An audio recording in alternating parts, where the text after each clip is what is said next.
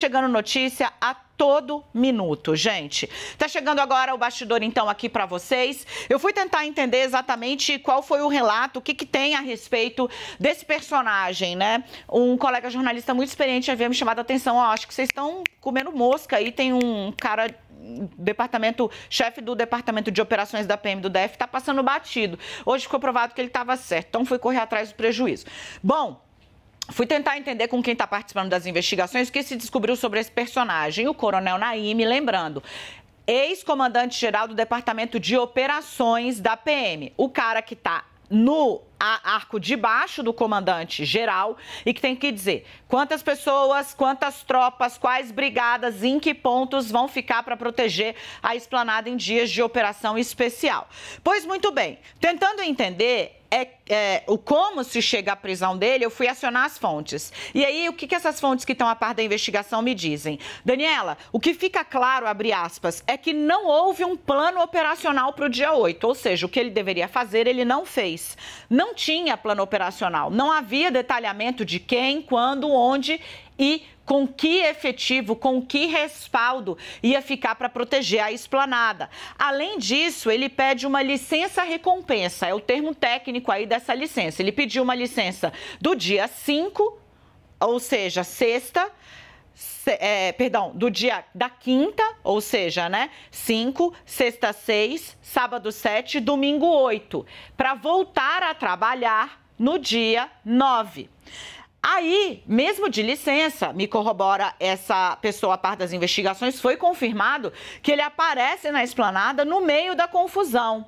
E mais, as autoridades relataram à Polícia Federal e, consequentemente, ao Supremo, que depois que a situação foi minimamente controlada, quando o governo Lula baixa a intervenção federal na segurança, afasta os agentes da segurança que estavam até ali e delega isso para o interventor federal, Ricardo Capelli, do Ministério da Justiça, indicado por Flávio Dino.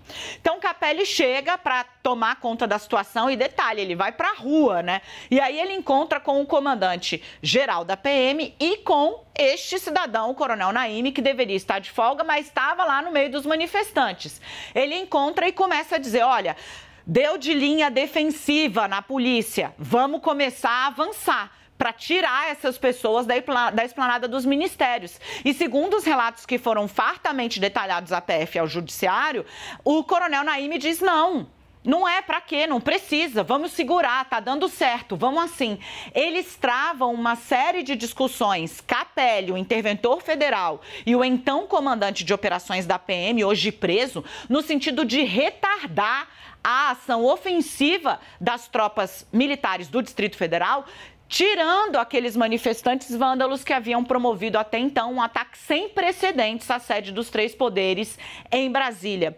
Tudo isso fortaleceu o entendimento de que, há uma dúvida, ele foi lá para ajudar ou ele estava lá com os manifestantes? Isso que querem entender agora.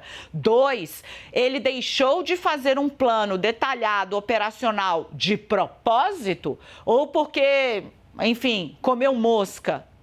Mesmo assim, há, claro, a omissão grave, né? Eu já expliquei para vocês. Ainda que ele consiga convencer todo mundo que ele estava lá por coincidência, ou foi ajudar quando viu, sem chamar mais ninguém, sem avisar ninguém, e que ele, comeu uma mosca, omissão grave, está claramente tipificada como algo pelo qual o agente público também responde. Ele tem obrigação de agir. Se ele não age, seja porque ele comeu mosca, seja porque ele tinha outras intenções, ele incorreu numa falha passível de punição. E para piorar, e a Larissa Rodrigues vai trazer mais detalhes disso depois, a minha apuração bateu com a dela, chegaram à polícia relatos feitos por uma ex-mulher de que este policial militar, o Coronel Naime, pretendia fugir do Distrito Federal com destino à Bahia, ao lado do filho, temendo ser preso a pedido da Polícia Federal. Tudo isso foi informado e levou ao pedido de prisão executado hoje com autorização do Supremo Tribunal Federal. Ou seja, pediu uma licença e aí eu chamo a sua atenção para as coincidências. Anderson Torres, sai do Brasil também na sexta-feira. O comandante de operações, que era o responsável por colocar a gente na rua, Ciscafed no dia 6. Aparece no dia 8 em cima da rampa do Congresso Nacional.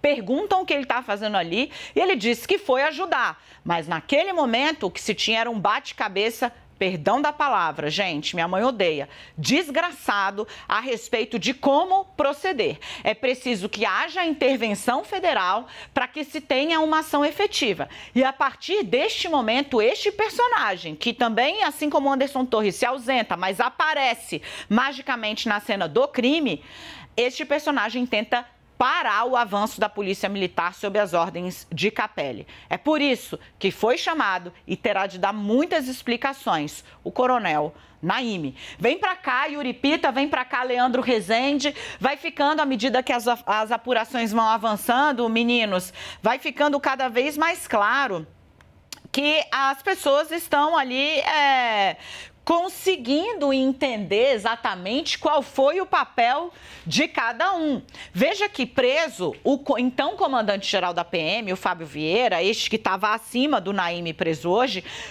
falou, olha, eu não sabia que ele não tinha feito o trabalho dele, isso está no depoimento que a gente tem. Ele fala, a Thaís Arbex conseguiu esse depoimento para a gente dia 24. Aliás, querida, se você estiver assistindo a gente, me autoriza a mandar uma foto do Martim? Brasil, Martim nasceu!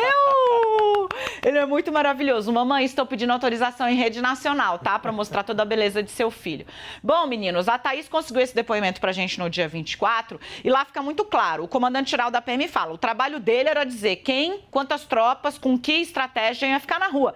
Eu só preciso saber que tem o plano operacional, porque quem vai executar é este personagem. Mas ele sai de férias, deixa um outro coronel no lugar e aí eu encontro o cara em cima da rampa.